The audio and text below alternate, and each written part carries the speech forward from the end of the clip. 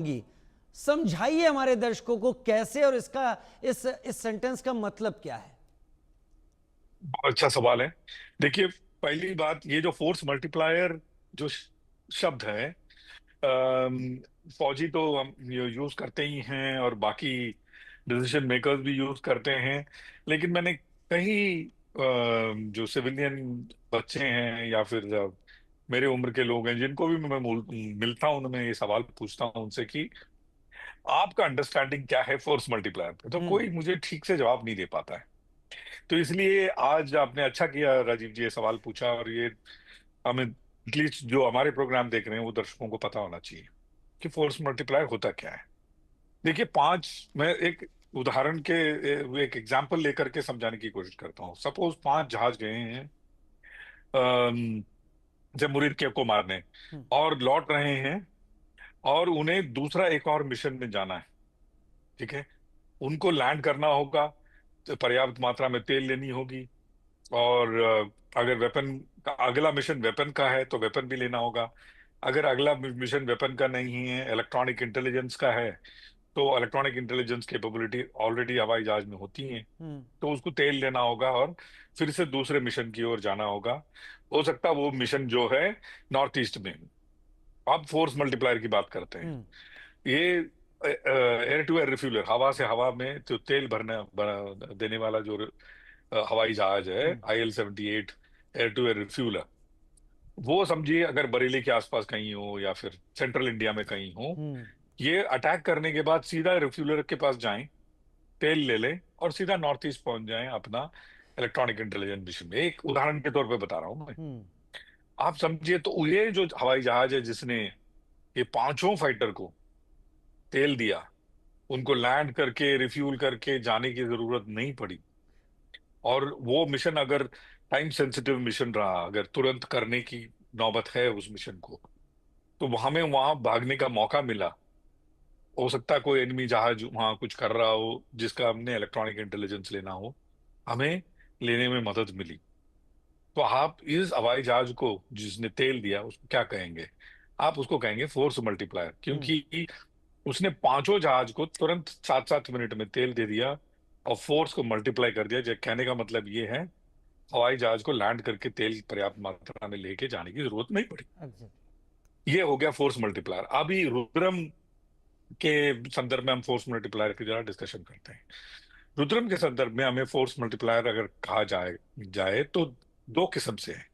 सबसे पहला है उसका रेंज, 300 किलोमीटर रेंज कहते हैं, बट मैं जानता हूं उसको एटलीस्ट 1000 किलोमीटर तक और पुश करने की क्षमता हमारे DRDO में है। हम्म। अगर आप पूरा जो चौड़ाई है पाकिस्तान का देखते हैं, हम्म। 1000 किलोमीटर नहीं है। हम्म। तो पाकिस्तान जो है उसको स्ट्रेटेजिक डेप्थ कहते हैं अंग्रेजी में। स्ट्रेटेजिक डेप्थ है ही नहीं पाकिस्तान में। तो अगर 1000 किलोमीटर जाने लायक मेरा रुद्रम है, तो मुझे कभी भी सीमा रेखा को पार करने की जरूरत ही नहीं पड़ेगी। एग्जैक्टली। जब मैं नहीं पार करूंगा, हम्म। दुश्मन को मैं ये फोर्स करूंगा कि वो भी ना पार करे।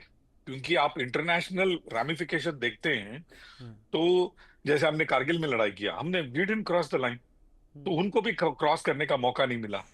लेकिन इस बार की लड़ाई में आप देखते हैं, हमने लाइन भी नहीं क्रॉस किया, 11 एयर बेसेस को भी हमने मारा है, और 9 टेररिस्ट टारगेट को भी मारा है, और दूर रह करके मारा है, थैंक्स टू ब्राह्मोस। अब ये हो गया पहले लिहाज से फोर्स मल्टीप्लायर।